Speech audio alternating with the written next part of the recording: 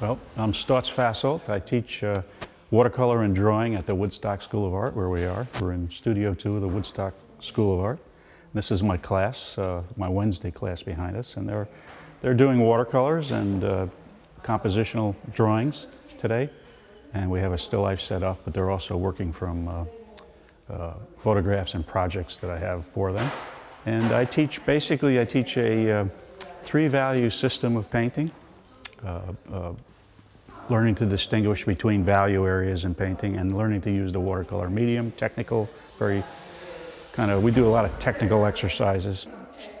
I've been doing this here for 25 years now, and I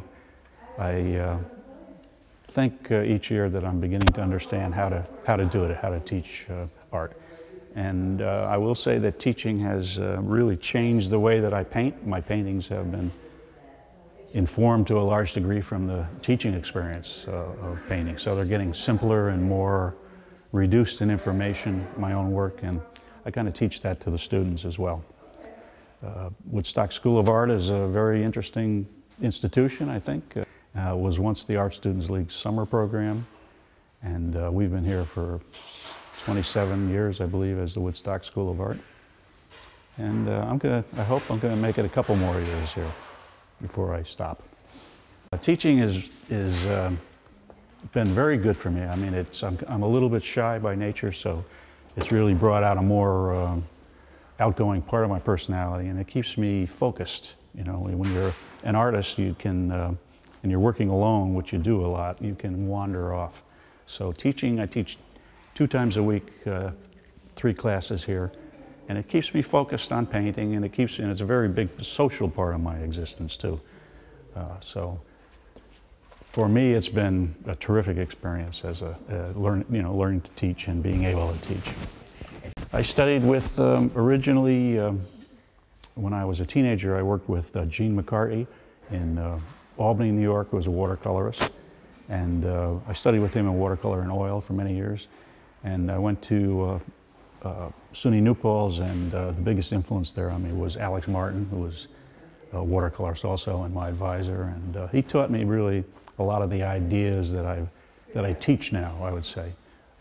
Ideas about design, painting as design rather than just painting what you see. Some of my friends as artists say they just paint what they see in front of them, they don't do anything with it, but most artists really take the world and design it and emphasize certain parts of it and de-emphasize others. So Alex Martin taught me those things in graduate school, and I've kind of taken those and elaborated them over the years. And watercolor is known to be, I'll start with watercolor. Watercolor is known to be a very technical medium, and people are a little scared of it because of it's fluid, it's wet, and it's a little hard to control at first. But once you get a few technical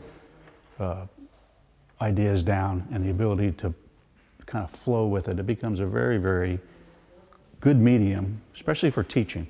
Now, in the past, basically, watercolor was always used as a teaching medium because it's very cheap to do.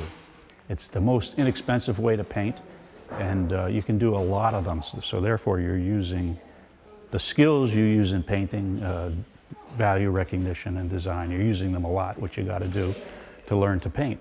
Acrylics is a nice medium for people who work in an apartment in Manhattan and can't have linseed oil, but do you really want to put your most profound ideas in plastic? That's what I want to know. And oils is the traditional, the golden medium, if you want to, the big grandfather of painting mediums. Some people have problems with the process of oil painting. I mean, it's actually, you got to be pretty neat and clean to do oil painting. And there's solvents involved, so there's health issues involved.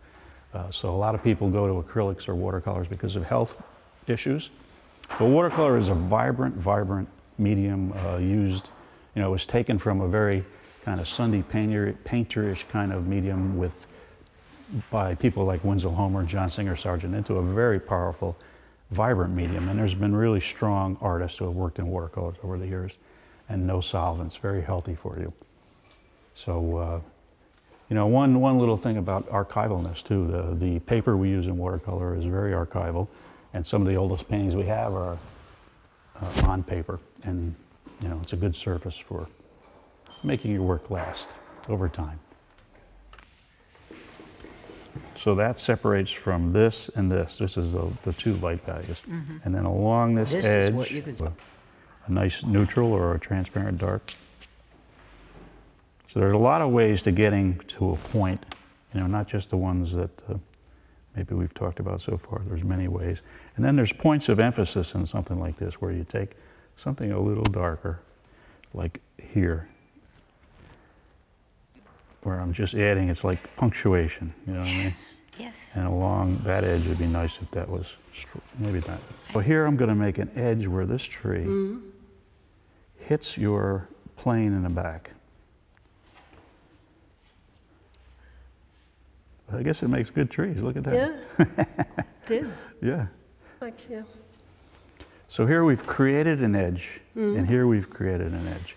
Here you have an edge. You need one where the ground plane hits the back plane. So like here it's wet, right? Is it? So you're creating the edge of the tree against the pond and the edge of this plane down here, and it comes up to the edge of the pond on this side. And then we'll take clear water and soften this.